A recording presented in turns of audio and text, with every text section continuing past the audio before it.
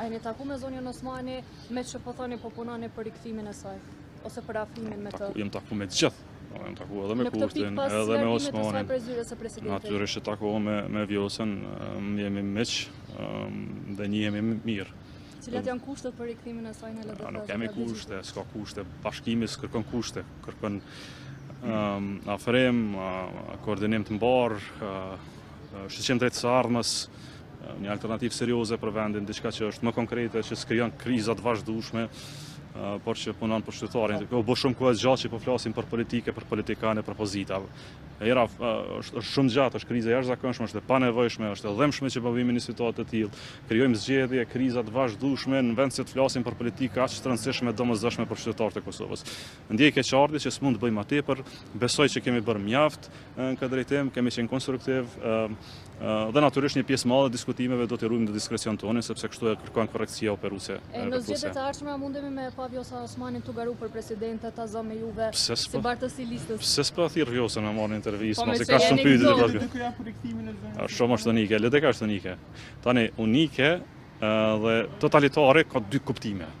Ne jemi parti demokratike në tërë, po operojmë si demokraci, operojmë unike në qëndrimet tona, sepse respektojmë vendimin e shumicës. Do t'ja vëzhgoj, përmend pas pjesëmarrësit zonja Osmani si kandidatë për presidente apo nuk ka qenë fare? Ja, nuk ka qenë fare. Këto janë çështjet e së ardhmes, nuk kam ndonjë përgjigje tani për momentin, por do të ketë. Na s'kemi nevojë me propozu 3, propozojmë 1. Mundet me qenë edhe Vjosa Osmani. Politikisht. Për kandidatin e propozuar nga LDK dhe siç kam thënë nga herën e kaluar mund të ishte edhe Vjosa Osmani.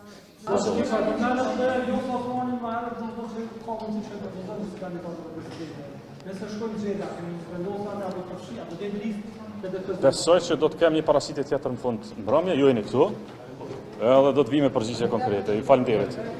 Është kërkuar emër, kemi dhënë dhe mundësinë dhe emrin për president. Na janë kërkuar në shkrimet, janë ofruar ato në shkrime, por në fund, në thelb të problemit, është parë që ky emër, pra Vjosa Osmanit, është synuar më tepër si kurum për një president që ata qunin karate. Ne Vjosën nuk e shohim si kurum për presidentin e tyre që tashmë i kishte votat e tyre, e shohim më shumë se kaq, si presidentit denjë të Republikës Kosovës, por këto vota nuk e dhanë nga lëvizjeve të vendosja. Edhe një herë, Vjosën nuk e deshtën, nuk e votuan, besoj që populli i Kosovës do të ketë mendim ndryshe për këtë çështje.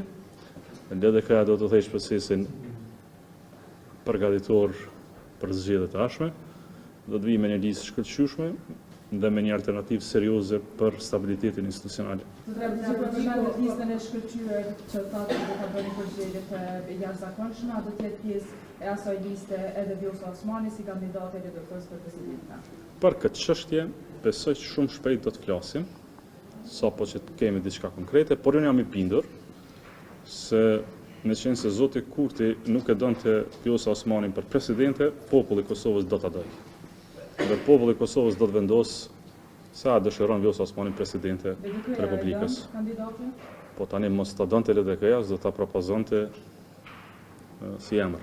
Po gjasë edhe kandidate për kryeministre? Me siguri do të jetë dhe mund të jetë kandidate për presidente, po për këtë çështje në lejoni që diskutojmë të. Me qenë se s'është subjekti sotëm prezent këtu, nuk është as korrekte, du ta pyesni atë. Zoti Kurti dhe lëvizja vetë vendosje do t'i shpjegojnë popullit Kosovës sepse nuk patën gatishmëri të votojnë, jo ta bëjmë pjesë të garës Vjosa Osmani. Ne pra besojmë se kandidati ynë ka qenë më i miri. Pra besojmë që kandidati ynë ka qenë jo vetëm dallueshëm më i miri se të tjerët, por që do të gëzonte edhe mbështetjen më të madhe qytetarëve. Dhe jam i bindur që qytetarët do ta vlerësojnë kandidatin tonë më së miri se gjithmonë.